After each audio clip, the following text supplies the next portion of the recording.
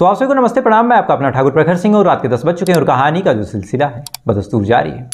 आज की कहानी शुरू करूँ उससे पहले आप लोगों में से कई लोगों के कमेंट थे और ये चीज़ें अक्सर हो रही हैं, क्योंकि मेरा भी प्रयास यही रहता है कि थोड़ा सा आगे रहूँ सबसे, क्योंकि अगर आप अपनी फील्ड में तेज़ नहीं निकलेंगे तो ऐसे भी आपको कोई जान नहीं रहा तो कहीं ना कहीं आप बहुत पीछे छूट जाएंगे। और आप लोग के जो कमेंट है, खासकर कुछ ही लोगों के हैं, वैसे तो आप सभी का प्यार बहुत मिलता है, कि जैसे कोई स्टोरी पहले सम सर ने सुना दी, उसके बाद मैंने सुनाई, तो उस पर कहा जाता है कि आपने वहाँ से कॉपी कर ली। लेकिन अगर कायदे से आपको याद दिलाऊं, 5 से 6 स्टोरी अगर मैं याद दिलाऊं, जैसे एक कहानी मैंने सुनाई थी बांग्लादेश की, जिसमें उस लड़के को मारा गया था, फिर मांस को पका के खाया गया। मैंने जिस दिन सुनाई उसके 2-3 दिनों बाद शमसर ने सुनाई। एक स्टोरी और थी, मैंने सुनाई, फिर उसको शमसर ने सुनाई। तो ऐसी कई कहानियाँ जो मैं सुनाता हूँ उसके बाद वो क्राइम तक पे आता है। कई ऐसी कहानियाँ जो क्राइम तक बहुत पहले सुना देता है, उसके बाद मेरे तक आता है। तो आप सोच के देखिए कि क्या शमसर मुझे कॉपी करेंगे। मतलब एक तरह से अगर वो एवरेस्ट है तो एक छोटी सी मैं धूल की कण, तो उनको क्या आवश्यकता पड़ेगी कि मेरी कहानी को उठाएं, उसको सुनाएं। इतनी बड़ी उनकी टीम है कि कहानी मुझ तक पहुँचे या फिर ना पहुँचे, उनकी खुद की टीम है, वो चीज़ें उन तक पहले पहुँचेंगी, डिटेल में पहुँचेंगी। तो ऐसा नहीं कि कोई किसी को कॉपी करता है, हर आदमी अपनी फील्ड में आगे रहने की कोशिश करता है। ये भी पॉसिबल नहीं कि मैं किसी कहानी को सुनाने से पहले हर चैनल को चेक करूँ कि क्राइम तक पे क्या सुनाया गया, उस्मान सर ने क्या सुनाया, बाकी और भी जो क्रिएटर्स हैं उन्होंने क्या सुनाया। कहानी सामने आई, पूरी कहानी समझ में आ गई कि ऐसा हुआ है, फिर ये लगा कि हाँ इसको सुना देना चाहिए, तो फिर हम लोग सुना देते हैं, चाहे मैं हूँ, चाहे शमसर हूँ, चाहे जो हूँ। ऐसा कोई भावना या फिर ये चीज़ें नहीं होती कि कॉपी कर लें, क्योंकि कॉपी करके किसी का कभी फ़ायदा नहीं होता। क्योंकि यही होता है कि अगर आपने कोई कहानी सुनी है तो आप दूसरे चैनल पे क्यों सुनेंगे। तो ऐसा नहीं है कि कोई किसी का कोई कॉपी करता है, बस अगर जानकारी में नहीं होती कि किसी ने सुनाया तो हम लोग सुना देते हैं। और कभी कभार ऐसा होता है कि चेक करना लगभग नामुमकिन हो जाता है। तो ऐसा नहीं है कि मैं कुछ कह रहा हूँ, लेकिन मेरे दिल में ये मलाल था तो मुझे लगा आप लोगों से कह दूँ, चूँकि कहूँ तो कहूँ किससे, ना अपने घर पे यहाँ पे कह सकता हूँ, ना अपने दोस्तों से। यूट्यूब का जो परिवार है, जो लोग देखते हैं, जो लोग समझेंगे वो आप ही लोग हैं। तो अच्छा हो या बुरा हो, सब चीज़ें आपसे ही कहनी है, तो मुझे लगा आपसे एक बार इस बारे में कह देना चाहिए। खैर, ये तो रही एक औपचारिक बात। अब आते हैं आज की कहानी का रुख करते हैं। और आज की कहानी की बात करूँ तो आज की कहानी एक ऐसी कहानी है जिस कहानी को जब आप सुनेंगे और पूरी कहानी जब आप समझेंगे तो 2-3 चीज़ें आप अपने मुंह से न चाहते हुए बोल देंगे। पहला कि यार किस्मत हो तो ऐसी हो। फिर आप दूसरे शब्द बोलेंगे कि यार अगर किस्मत ख़राब हो तो भी ऐसी ही ख़राब हो। फिर तीसरा आप कहेंगे कि यार गलत काम करके आदमी कितना आगे निकल जाता है। फिर आप कहेंगे कि चाहे जितना आगे निकल जाए इसका अंत यही होना था। यानी आपके दिमाग में तरह तरह के सवाल भी आएंगे, उसी दिमाग फिर आपको जवाब भी दे देगा। यानी बड़ी उलझाने वाली और बड़ी मज़ेदार आज की कहानी है। तो सीधा सीधा इस कहानी का रुख करते हैं। और इस कहानी की शुरुआत होती है उत्तर प्रदेश के गाज़ियाबाद से। गाज़ियाबाद में एक इलाका मुरादनगर, और इसी मुरादनगर में एक कॉलेज है, UIMP कॉलेज। बेसिकली एक ट्रस्ट कहें या फिर ट्रस्ट तो नहीं कहा जाएगा, एक बोर्ड है। यानी इस कॉलेज में अलग अलग लोग हैं, किसी ने अलग अलग संस्थाएं इस बनाई हैं। तो इस कॉलेज के जो मालिक थे UIMP, उनका एक भरा पूरा परिवार इसी मुरादनगर इलाके में रहा करता। इस कॉलेज को जब उन्होंने बनाया और बनाने के बाद ये कॉलेज जब ठीक ठाक चलने लगा तो साथ ही एक और कॉलेज उन्होंने खोला। खोलने के बाद फिर कॉम्प्लेक्स खोला। अब ये तमाम चीज़ें जब उन्होंने की और तमाम तरह की ऐसी जगहों पे उन्होंने इन्वेस्टमेंट किया, तमाम तरह की जगहों पे उन्होंने पैसे लगाए, बहुत सारे पैसे कमाए, पेट्रोल पंप खोले, प्रॉपर्टी डीलिंग का काम किया, रियल एस्टेट में पैसे लगाए। तो इन तमाम जगहों पे पैसे लगाने की वजह से उनकी दिन दुगनी रात चौगुनी तरक्की हुई। लगभग 50-60 साल उनकी उम्र, 2 बेटे, 1 बेटियाँ। अब 2 बेटे और 1 बेटी। बड़ा बेटा एकदम हष्ट पुष्ट, काम धंधे में सारी चीज़ें योगदान देता, खड़ा रहता, पिता के साथ हाथ बटाता। लेकिन बदकिस्मती से जो छोटा बेटा था वो कुछ मानसिक रूप से भी विकलांग था और शारीरिक रूप से भी कुछ ऐसी ही दिक्कत थी। तो कहीं ना कहीं छोटा बेटा तो नहीं, लेकिन बड़ा बेटा बेहद होनहार था, सारी चीज़ें पिता के साथ करता। इधर बेटी भी पढ़ने लिखने में अच्छी, डॉक्टरेट की उसने पढ़ाई की। डॉक्टरी की पढ़ाई में फिर वो आगे गई, उसने डॉक्टर का तमगा हासिल किया। इधर जब बेटी बड़ी हुई तो फिर परिवार वालों ने बेटी की शादी करना सही समझा। एक बढ़िया परिवार में उसकी शादी हुई। शादी होने के बाद फिर सारी चीज़ें बिल्कुल ठीक, परिवार भी एकदम आगे बढ़ रहा। लेकिन इसी बीच साल 2021 की बात है। अब तक सारी चीज़ें ठीक चल रही थी, पूरा परिवार मिसालें दे रहा था कि किसी के घर में खुशियाँ हो, किसी के घर का परिवार हो, तो बिल्कुल ऐसा हो। लेकिन बिल्कुल सारी चीज़ अब ठीक चल ही रही थी। अचानक से साल 2021 की बात है, एक बड़ी अफसोसनाक खबर इस परिवार के पास आती है। दरअसल खबर आती है कि जो बड़ा बेटा है उसका एक्सीडेंट हो गया। अब ये चीज़ जब परिवार वाले सुनते हैं, सुनने के बाद बेचारे भागे भागे पहुँचे। पहुँचने के बाद बेटे को आनन फानन में हॉस्पिटल लेके गए, लेकिन इससे पहले कि कोई इलाज होता, इससे पहले कि डॉक्टर कुछ कर पाते, रास्ते में जो बड़ा बेटा था वो दम तोड़ देता है। अब बड़ा बेटा दम तोड़ चुका, उसको लाया जाता है, उसका अंतिम संस्कार होता है। अब कहीं न कहीं छोटा बेटा बेचारा मानसिक रूप से भी परेशान, शारीरिक रूप से भी परेशान। एकमात्र सहारा जो कायदे से था, थोड़ा सा शारीरिक रूप से ठीक था, जो दिमाग लगा सकता था, काम धंधे को आगे बढ़ा सकता था, वो महज बड़ा बेटा दुनिया से जा चुका। लिहाजा इस चीज़ का ऐसा परिणाम हुआ कि जो पिता थे इस चीज़ को ऐसा समझने लगे और इस बात का ऐसा घात लगा अपने बेटे के जाने का कि कहीं ना कहीं अब वो काम धंधे को छोड़ के खुद बीमार रहने लगे। अब वो बीमार हुए तो काम धंधा उनकी जो पत्नी सुधा थी उन्होंने संभालना सही समझा कि चलो मैं ही काम धंधा संभाल लेती हूँ। उन्होंने काम धंधा जब संभाला, इधर पिता की तबीयत खराब, लगातार तबीयत बिगड़ती रही और कुछ ही महीनों में साल 2022 आते आते जो पिता थे यानी पूरे साम्राज्य को जिन्होंने खड़ा किया, हार्ट अटैक से उनकी मौत हो जाती है। अब घर में 2 जवान मर्द थे, 2 कामकाजी लोग थे, दोनों की मौत हो गई। इधर बड़े बेटे की शादी नहीं हुई थी, बेटी शादी करके अपने घर जा चुकी थी, तो घर पे कौन बचा? महज एक माँ और एक अपाहिज और मंदबुद्धि बच्चा। बहरहाल माँ ने सारी जिम्मेदारी तो संभाली, लेकिन इससे पहले चूंकि उन्होंने इस काम में कुछ किया नहीं था, मजबूरी में उनको डायरेक्टर का पद लेना पड़ा। तो आलम यह हुआ कि काम को उस हिसाब से वो कर भी नहीं पा रही थी। इधर खुद की भी उम्र हो रही थी, पति के जाने का गम, बेटे के जाने का गम, घर में अकेलापन, एक बेटा जो बोझ की तरह हो गया था, उसको पालना पोसना। तो फिर इनके जहन में आया कि एक काम करते हैं, भले ही बेटा थोड़ा सा परेशान है लेकिन पैसे तो भगवान ने दिए हैं, तो पैसे के दम पे कहीं इसकी शादी वगैरह करवा देते हैं।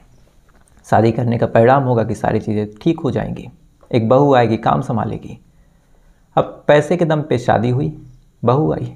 बहू आने के बाद कुछ टाइम तक तो वो रहती है, लेकिन अब एक अपाहिज और एक मंदबुद्धि आदमी के साथ कौन पूरी ज़िंदगी बंधा रहेगा। कुछ टाइम रही, उसे लगा कि शायद वो सर्वाइव कर ले जाएगी, लेकिन जब वो इसे लगा कि अब वो सर्वाइव नहीं कर पाएगी तो फिर वो उस बेटे को छोड़ती है, साथ ही तलाक के लिए अप्लाई कर देती है और घर को छोड़ के चली जाती है। देखते ही देखते साल 2023 आ गया और साल 2023 आते आते इधर फिर बहू का ना होना, इधर बेटे का इस तरह से परेशान होना, बड़े बेटे का एक्सपायर हो जाना, इधर पति का भी देहांत हो जाना। तो ये तमाम चीज़ें सुधा के ऊपर इस कदर हावी होने लगी कि सुधा की भी अब तबीयत खराब। साल 2023 में हॉस्पिटल लेके जाया गया जब अचानक से तबीयत बिगड़ी, और जब साल 2023 में हॉस्पिटल लेके जाया गया तो पता चला कि सुधा को लास्ट स्टेज कैंसर है, 3rd स्टेज। अब सुधा जब ये चीज़ जानती है तो जानने के बाद बेचारी परेशान, चैन से मर भी नहीं सकती थी, क्योंकि एक बेटा, उसका क्या होगा, उसके आगे पीछे कौन होगा। एकदम परेशान, दम एकदम से घुट रहा, घुट घुट के अपनी ज़िंदगी जी रही, बस यही दुआ मांग रही कि मैं ना मरूं, क्योंकि मर जाऊंगी तो मेरे इकलौते बेटे का क्या होगा। ये तमाम चीज़ें सुधा सोचती रहती है, परेशान होती रहती है। लेकिन इसी दौरान एक शख्स की एंट्री होती है और उसका नाम था सचिन। सचिन सुधा को देखने आता है और जब देखने आता है तो फिर सुधा से कहता है कि माँ जी आपकी जैसी हालत है, मुझे लगता है कि एक नौकरानी की आवश्यकता है आपको, एक ऐसी नौकरानी जो बेटी की तरह रहे, बहू की तरह आपकी सेवा करे, आपके बेटे का ध्यान रखे। अब ये चीज़ जब सुधा सुनती है तो सुधा कहती है कि भैया आज के टाइम में ऐसे लोग कहाँ मिलेंगे। उसने कहा नहीं, मेरी जान पहचान में एक लड़की है जो देखने में भी बेहद अच्छी है, ऐसा नहीं है कि बहुत गंदा सा चेहरा है कि आपकी रेपुटेशन के अगेंस्ट हो, आजकल तो ये भी देखा जाता है, और काफ़ी कामकाजी है, काफ़ी अच्छे स्वभाव की है, और मुझे लगता है कि शायद आपके परिवार के लिए वो फिट रहेगी। सुधा ने ये सुना तो कहा ठीक है मिलवाओ। जो सचिन है उस लड़की को बुलाता है, बुलाने के बाद इंट्रोडक्शन करवाता है। लड़की से नाम पूछा गया, लड़की अपना नाम प्रीति बताती है। प्रीति को सचिन पूरा बात बताता है, कहता है कि ऐसे ऐसे परिवार है। प्रीति कहती है कि कोई बात नहीं, अगर ऐसी दिक्कत है तो मैं ऐसा ख्याल रखूंगी कि शायद इन्हें कभी कोई दिक्कत ही ना हो। इसके बाद से ही जो प्रीति थी इस परिवार में एज ए नौकरानी काम करने लगती है।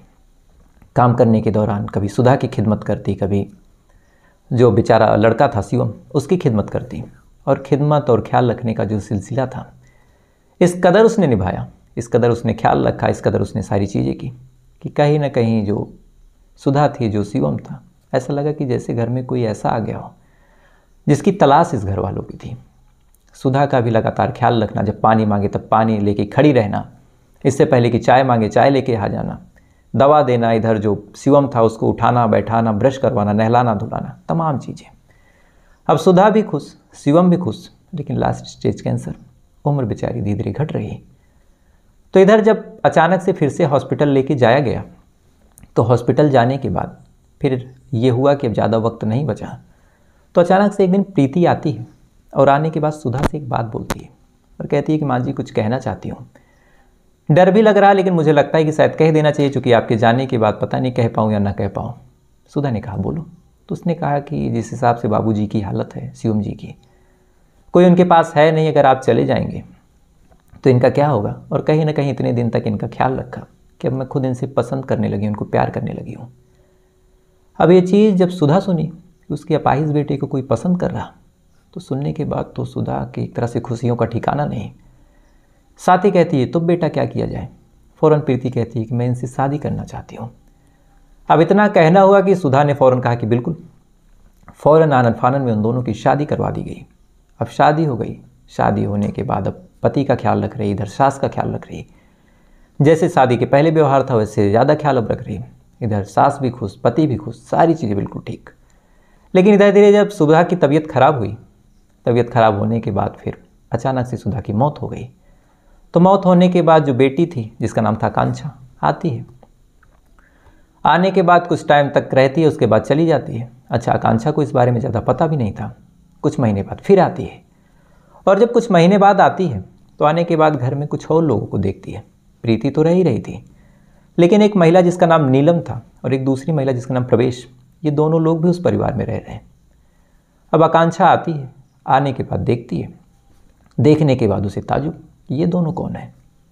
प्रीति से पूछा गया। प्रीति ने कहा कि दीदी मैं बोर हो रही थी, शिवम के पास कितना बैठूं, तो मैंने बुला लिया। अब ये चीज़ जब वो सुनती है तो फिर कहती है कि अच्छा ये कितने दिन रहेंगी। अब ये सवाल जब पूछा तो प्रीति का तो प्लान था कि ये दोनों हमेशा यहीं रहे, लेकिन अब आकांक्षा ये चीज़ क्यों बर्दाश्त करे। फ़ौरन कहती है कि नहीं, इनको भेजो और शायद अब तुम भी चली जाओ। कहीं ना कहीं आकांक्षा को भी कुछ डाउट हो गया। इधर प्रीति भी जब ये बात सुनती है तो फ़ौरन कहती है कि ऐसा है, माँ के मरने के बाद सारी प्रॉपर्टी इकलौते बेटे के नाम हुई, और इकलौते बेटे चूँकि मंदबुद्धि हैं तो सारी कस्टडी मेरे पास है, इसलिए अब तुमको मैं धक्के मार के निकालती हूँ। इतना कहने के बाद उसी घर की बेटी को जो प्रीति थी धक्के मार के निकालती है। फ़ौरन मामला पुलिस में जाता है। पुलिस आती है। आने के बाद जब पूरा माजरा समझती है कि भैया ये इनकी पत्नी है, तो फिर पुलिस भी क्या करे, कहती है कि ठीक है दीदी आप जाइए।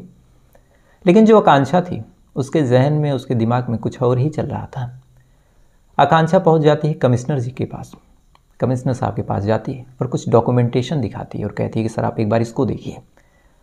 अब कमिश्नर जब डॉक्यूमेंट देखते हैं फ़ौरन ऑर्डर देते हैं थाने में कि जाओ और पता करो क्या मामला है। अब जब पता किया गया तो पता चला कि शादी तो सुधा ने करवा दी थी, लेकिन जो सारी प्रॉपर्टी थी लगभग 200 करोड़ की, ये सारी प्रॉपर्टी तो सुधा ने आकांक्षा के नाम करवा दी। अब ये चीज़ जब प्रीति को पता चली तो प्रीति के तो पैरों तले ज़मीन खिसक गई। लेकिन यहाँ पे भी ये बात बनी नहीं। पुलिस वालों ने और जांच पड़ताल की कि मामला क्या है, क्योंकि जब पुलिस वालों को पूरी कहानी पता चली कि एक महिला इस कदर आती है, आने के बाद पहले नौकरानी फिर बहू और फिर प्रॉपर्टी की बात, तो पुलिस वालों को भी लगा कि यार दाल में तो कुछ काला है। फिर जांच पड़ताल हुई। तो जांच पड़ताल होने के बाद एक चीज़ और पता चली, और ये चीज़ थी कि ये जो प्रीति थी उसने तलाक के लिए अप्लाई किया था कि कुछ टाइम में तलाक हो जाए। अब अगर ये इतना ही प्यार करती थी तो तलाक के लिए क्यों अप्लाई किया। ये चीज़ जब पुलिस वाले सोचते हैं तो सोचने के बाद पूरी कहानी समझते देर न लगी। फ़ौरन दबिश डाली गई, फ़ौरन सचिन को उठाया गया, पूरी कहानी पूछी गई। तो सचिन ने जब पूरी कहानी सुनाई तो सुनने के बाद सारे लोग हैरान भी थे, चौंके भी थे। दरअसल जो प्रीति थी सचिन की कोई और नहीं, कोई परिचित नहीं, सचिन की सगी भांजी थी। और इन दोनों का एक गैंग था, और इन दोनों का गैंग था कि ऐसे ही अलग अलग लोगों से मिलना, शादियां करना, शादी करके उनकी प्रॉपर्टी को हथियाना और हथियाने के गायब हो जाना। सबसे पहले इसने शादी एक बड़े अफसर से की जो किसी सरकारी संस्था में काम करता था। शादी करने के बाद सबसे पहले तो उसके ऑफिस में जाती है, जाने के बाद फिर बातचीत करती है, बातचीत करने के बाद दोनों के बीच नज़दीकियाँ, उसके बाद कहती है मैं आपको पसंद करती हूँ। अफसर भी बेचारा मंदबुद्धि फ़ौरन शादी कर लेता है। शादी होने के बाद उसके गहनों को, सारी चीज़ों को लूट के फरार। एक दूसरी शादी करती है सेम तरीके से, शादी करने के बाद फिर सेम तरीके से उसको भी लूटती है, लूटने के बाद फिर फरार। एक तीसरी शादी करती है, उसको भी इसी तरीके से फंसाती है, सारी चीज़ों को लूटती है, तलाक के लिए अप्लाई करती है, ब्लैकमेल करती है और अंत में लगभग 20 से 30 लाख रुपए घूस के रूप में लेती है और लेने के बाद फिर फरार। चौथी शादी करती है, शादी करने के बाद वीडियो बना के ब्लैकमेल करती है और ऐसे ही लगातार ये 7 शादियाँ कर चुकी थी। और सबसे बड़ा हाथ इसने मारा था शिवम से शादी करके 200 करोड़ रुपए का। अब ये चीज़ जब पुलिस वाले सुनते हैं तो सुनने के बाद अब ये हुआ कि भैया इनको भी गिरफ्तार करो, चूँकि 7 शादियाँ, ये क्यों? तो जब इनको खोजने गई तो पता चला ये लोग फरार। फिर पता किया गया कि ये लोग भैया हैं कहाँ के। तो जब पता किया गया तो पता चला प्रीति, नीलम और प्रवेश तीनों दिल्ली के रहने वाले हैं और इनका जो सबसे ज़्यादा फैला हुआ बिजनेस है वो हरियाणा में है। अब ये चीज़ जब पता चली तो सचिन ने तो इकबाल जुर्म कर लिया, सारी थ्योरी भी बता दी कि हाँ यहाँ पे ऐसे फंसाया है, ये किया है, लेकिन अदालत तो सबूत मांगती है। तो पुलिस वाले अब सबूत ढूंढने निकलते हैं। तो जब सबूत ढूंढने निकले और ऑन द रिकॉर्ड अगर आज तक की बात करूँ तो पुलिस के पास अभी तक 3 शादियों के सबूत हैं, यानी 3 अलग अलग जगहों पे इसने शादी की और उनको लूट खसोट के वहाँ से रफू चक्कर हो गई। और अब तक का सबसे बड़ा हाथ इसने जो मारा वो 200 करोड़ रुपए से ज़्यादा का रकम था, यानी 2 अरब रुपए। अब बहरहाल पुलिस वाले इन लोगों के बारे में पता कर रहे हैं, साथ ही ये भी पता कर रहे हैं कि इनके गैंग में और कौन लोग हैं, कहाँ कहाँ के लोग शिकार हो रहे हैं, कैसे कैसे पूरा गेम चल रहा। लेकिन अपने आप में बेहद अजीब और बेहद हैरान करने वाली कहानी है कि एक महिला एक मजबूर परिवार में आती है, एक लड़की आने के बाद इस हिसाब से शिकार बनाती है और पता चलता है कि उसका काम, उसका धंधा, उसका पेशा ही यही है कि अलग अलग लड़कों को फंसाना, उनसे शादी करना, बाद में उनको ब्लैकमेल करना, एक्सटॉर्शन करना, तमाम तरह से परेशान करना। तो आज के टाइम में कहाँ क्या हो जाए कुछ कहा नहीं जा सकता और बड़ी अजीब सी कहानी थी। तो फिलहाल ये थी पूरी कहानी। और कल मैंने सवाल पूछा था कि झारखंड की राजधानी क्या है, तो तमाम भाइयों ने सही सवाल का सही जवाब दिया और कुछ सवाल पूछने में मैंने कुछ इधर उधर बोल भी दिया था कि झारखंड की राजधानी, रांची की राजधानी, पता नहीं क्या क्या, उस साइड टंग स्लिप हो गई थी। तो सही जवाब है झारखंड की राजधानी है रांची। और रांची जिन्होंने सही जवाब दिया उन तमाम लोगों को दिल से शुभकामनाएं। हालांकि नाम नहीं ले पा रहा हूँ और शायद 2-3 दिनों तक नाम नहीं ले पाऊँगा चूँकि कहीं बाहर ही हूँ, लेकिन मौका मिला तो 2-3 दिनों बाद सवाल जवाब का जो सिलसिला है बदस्तूर जारी रहेगा। अब आज का सवाल पूछ लेता हूँ और आज का मेरा सवाल है कि जो G20 है ये मीटिंग क्यों हुई थी, इसका फुल फॉर्म क्या है और इसका पर्पज़ क्या है। एक बार मैंने डिटेल में बताया था इसलिए आपसे पूछ रहा हूँ। तो फिलहाल ये थी पूरी कहानी। अब आपसे कल फिर मुलाकात हुई किसी दूसरी कहानी के साथ। तब तक अच्छे रहिएगा, खुश रहिएगा, अपना ख्याल रखिएगा, अपने देश का ख्याल रखिएगा। जय हिंद, वंदे मातरम।